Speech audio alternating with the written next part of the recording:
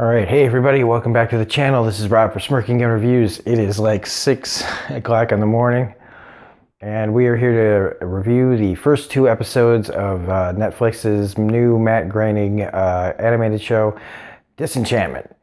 Another show that I've been looking forward to for quite a long time. Pretty excited to talk about it, so there are spoilers for the first two episodes. If you haven't seen it, go to Netflix and watch it. So, if you don't know what this is about a princess named Bean who lives in basically a medieval kind of Shrek-like world, whose father is forcing her to get married. And we've got this little present that she gets that has a demon named Lucy in it, voiced by Eric Andre. And then there's a elf named Elfo, who comes from this like very Smurf-like village. And it's just the first two episodes are basically about this wedding that she doesn't want to go to. Now, the first episode's written by Matt Groening, and it shows it's definitely, the first episode is not funny. It's lightly amusing, and there's nothing wrong with like the story is in the first episode. It's funny because it's medieval. They just kind of take things that would be in that type of world and make jokes, I guess, about situations that are just, I don't know. They're not, it's just kind of amusing. The story's fine. It's just not funny. So basically it's just a setup episode, and there's stuff that if you've seen the trailers, they're the funniest bits. In fact, I mean, the funniest joke is a joke about racist antelope, and it's over so quick that you might not, if you hadn't noticed something earlier, you wouldn't know why it was funny. The parts with Elfo and his little village, that's some actually pretty funny stuff, but it's not too long and it's a small part of the episode.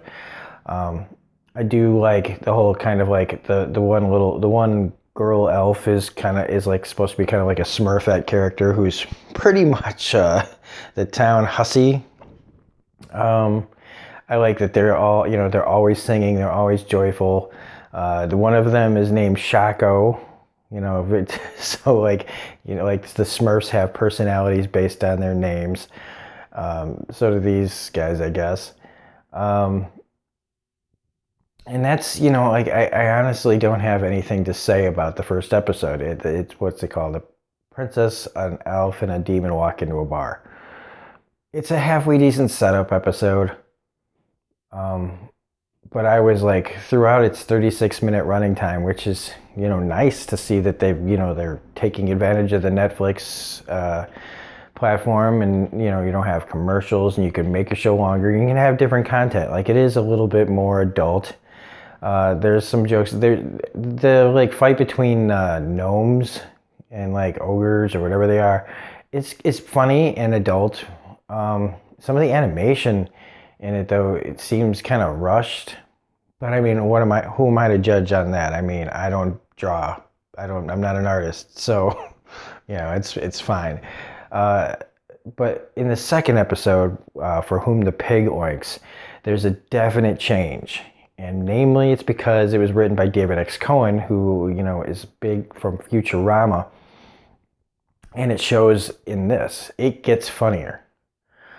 It gets more enjoyable. The signature type of like Futurama and Simpsons humor, like in like the signs that they have hanging up, all have like a little pun. That a lot of things that were just missing in the first episode. So if you're worried that the first episode is an indicator of like what's to come, the second episode is much funnier, much weirder. Like it takes the world that it's a part of and goes some weird places with it, like mermaids, there's a subplot about trying to lure the Bean's fiance to his death by having him killed by mermaids, and that turns into something just bizarre and something I didn't see coming. That's pretty funny, and just the jokes in general are here. I'm still not like 100% on Eric Andre's Lucy. It's not his fault. He didn't write it, but it's just, I don't know. He's kind of supposed to be like the Bender type character, I guess. But he doesn't really throw any, give you anything interesting to do for a demon character. You'd think he would have like, I don't know, like they would use this character to be more imaginative with the show. But like it's only episode 2, so what are you gonna do? They got plenty of time. There's 10 episodes in this first part, so I'm assuming maybe there's another 10 coming later. And the voice talent, though, from the rest of the people that I didn't really talk about in the first one either. You've got all your people here. You got Billy West, you got Trace McNeil, you got Maurice LaMarche, you got God, the guy who plays Bender.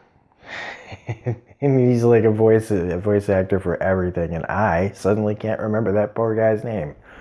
Abby Jacobson from Broad City as Bean is pretty good, and same as Nat Faxon, who plays Alpha. It's got a great mix of kind of like a magical character meets just kind of a guy. I do like the whole part in the second episode too, where they're trying to take elf's blood and use it to like make an immortality serum, which just doesn't quite work out. And when it actually does work, it's really strange. And there's a good like gag at the end that has to do with the blood. And so, I mean, as far as like, I thought I would have a lot more to say. But maybe if I hadn't woken up at like 2 o'clock in the morning to watch the first episode, then went back to bed, then got up and watched the second episode, and now I'm making a review at 6 in the morning.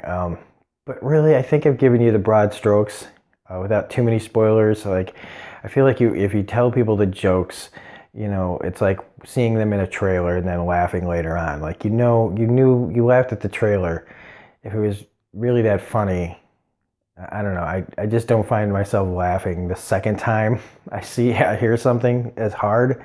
So anyway, that's it. I do recommend it. As long as you can get through the first episode. I have a feeling that because the writers are more experienced with long-running shows, because I don't remember the last time Matt Groening wrote an episode of anything.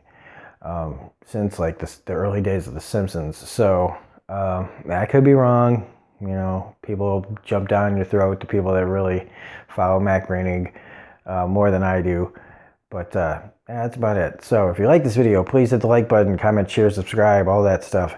I will be watching the entirety of the rest of the series over the course of today, so I probably will have pretty much the whole series review up before the end of the day, possibly early tomorrow. So this is Rob for Smirking Gun Reviews saying we will see you on the next Disenchantment video. Otherwise, have a great day, and we will see you later. Bye.